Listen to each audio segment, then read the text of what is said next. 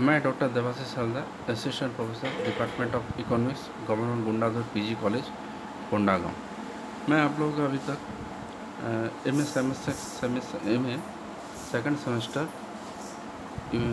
Unit 5 में IS-LM वक्र के बारे में बता रहे थे, जिसमें हम लोग पहले भाग में यानी पहले लेक्चर पे हम लोग आईएस वक्र क्या है, उसके उत्पादन कैसे किया जाए तो वो बताए।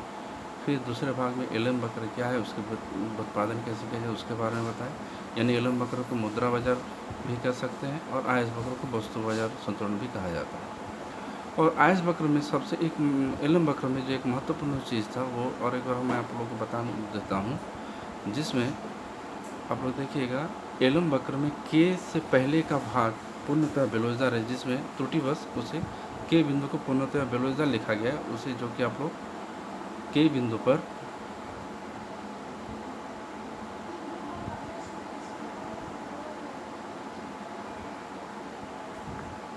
जैसे उसे के बिंदु पर आप लोग उसे पूर्णतः लोजदार लिखेंगे, गलती से वो पूर्णतः बेलोजदार लिखा गया है, इसे आप लोग ध्यान में रखिएगा।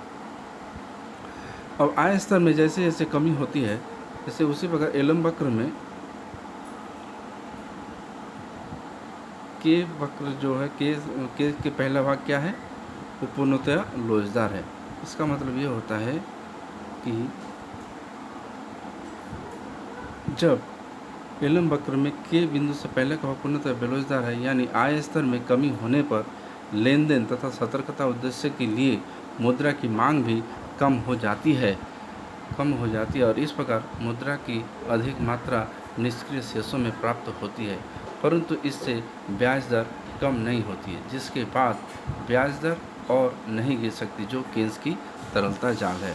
उसी प्रकार एक चीज़ इसमें और महत्वपूर्ण है, वो भी देख लीजिए आप लोग, जिसमें कि टी के ऊपर का भाग पूर्णतः बेरोजगार हो जाता है। इसका मतलब ये होता है कि चित्र में एलएम वक्र का टी से ऊपर का भाग पूर्णतः बेरोजगार होती है, क्योंकि जब आय के ऊंचे स्तरों पर लेन देन तथा सतर्कता उद्देश्य के लिए मांग बढ़ती है तो दी हुई मुद्रा पूर्ति में से सट्टा उद्देश्य की मांग पूरी करने के लिए कुछ भी नहीं बचता है। अब हम लोग पढ़ेंगे ब्याज दर का निर्धारण कैसे होता है। आय तथा एलएम वक्र आय स्तरों तथा ब्याज दरों से संबंध होते हैं, अतः ये दोनों रेखाएं ना तो ब्याज दर और ना ही आय स्तर को बताती। अतः हिग्स और हेंसन के अनुसार ब्याज दर उसी बिंदु पर निर्धारित होती है जिस बिंदु पर ये दोनों रेखाएं आयस और एलएम वक्र एक दूसरे को काटते हैं। यानी आयस वक्र को वस्तु बाजार संतुलन बोला जाता है, एलएम वक्र को मौद्रिक बाजार संतुलन बोला जाता है। और यानी वस्तु और मौद्रिक बाजार जहाँ पर संतुलित होते हैं वहीं पर ही ब्याज दर का निर्धारण होता है, जिसे हम चित्र की सहायता से स्पष्ट करेंगे। इसी तरह हम लोग देखेंगे आयस वक्र नीचे दाहिनी और बाएं से दाएं दाहिनी और ढालू है, और एलएम वक्र बाएं से दाएं और ऊपर की ओर उठती हुई दिखाया गया है। दोनों एक दूसरे को ई बिंदु पर काटते हैं, जहाँ पर ओ आर ब्याज दर निर्धारित होते हैं और ओ वाई आय निर्धारण होता है।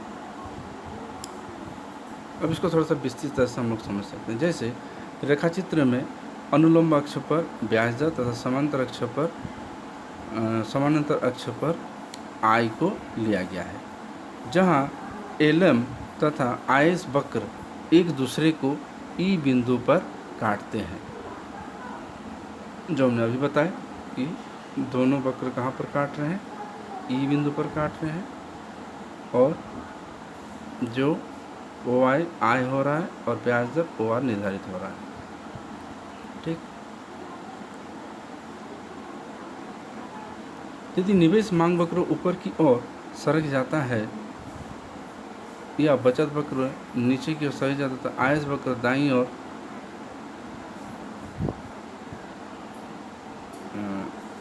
आप लोग यहाँ पर देख लीजिएगा, यहाँ पर देखिए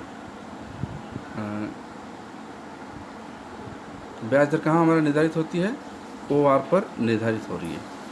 ये आय स्तर तथा ब्याज दर वास्तविक बाजार और मुद्रा बाजार में साथ साथ संतुलित स्थापित होते हैं।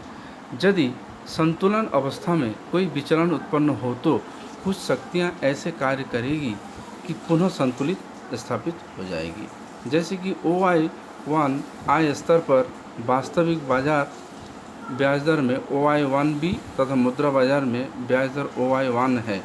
जब वास्तविक बाजार की ब्याज दर मुद्रा बाजार की ब्याज दर से अधिक हो तो व्यापारी मुद्रा बाजार से कम ब्याज दर पर उधार लेकर पूंजी बाजार में निवेश कर देंगे और इससे निवेश गुणक आय का स्तर बढ़कर OI हो जाएगा और पुनः ब्याज दर संतुलन OR प्राप्त हो जाएंगे।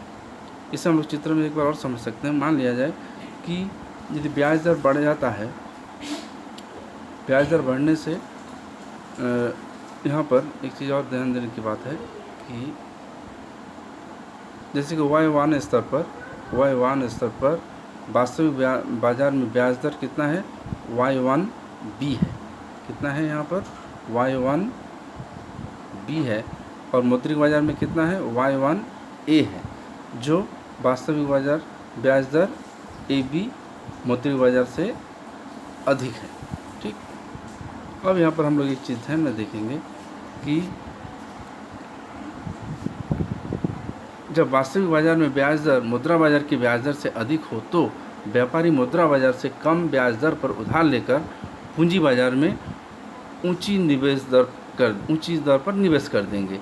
इससे निवेश गुणांक द्वारा आय का स्तर बढ़कर, फिर से वही आय का स्तर हमारा बढ़ जाएंगे जैसे निवेश हो जाएगा।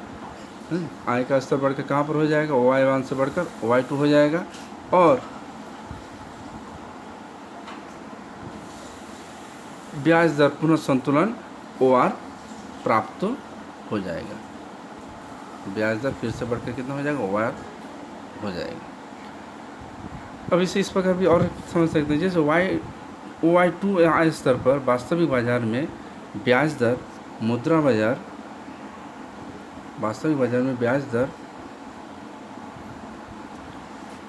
OI2 आय स्तर पर वास्तविक बाजार में ब्याज दर मुद्रा बाजार में ब्याज दर से कम होने पर व्यापारी पूंजी बाजार में निवेश करने की अपेक्षा मुद्रा बाजार में ऋण मुक्त होने का प्रयत्न करेंगे। इसके परिणाम स्वरूप निवेश कम होगा। इसके गुणक प्रभाव द्वारा आय कम होकर OI1 पुनः हो जाने से ब्याज की संतुलन दर OR पर स्थापित हो जाएंगे। अब यदि यहाँ पर हम लोग देखते हैं, यदि ब्याज दर यदि शिफ्ट होता है तो वस्तु बाजार में कितना है, Y2C है और वस्तु बाजार में कितना है, मौद्रिक बाजार में Y2D है।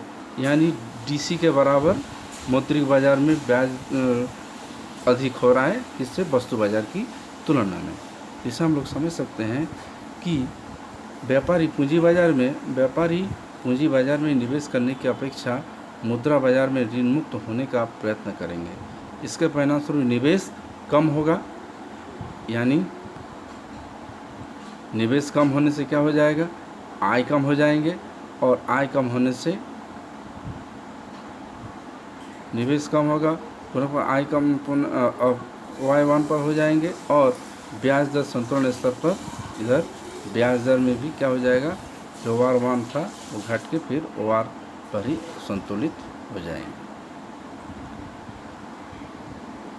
अब इसका नेक्स्ट भाग हम लोग अगले भाग में पढ़ेंगे कि जब ब्याज IS और LM में चेंजेस होता है तो क्या स्थिति होती है।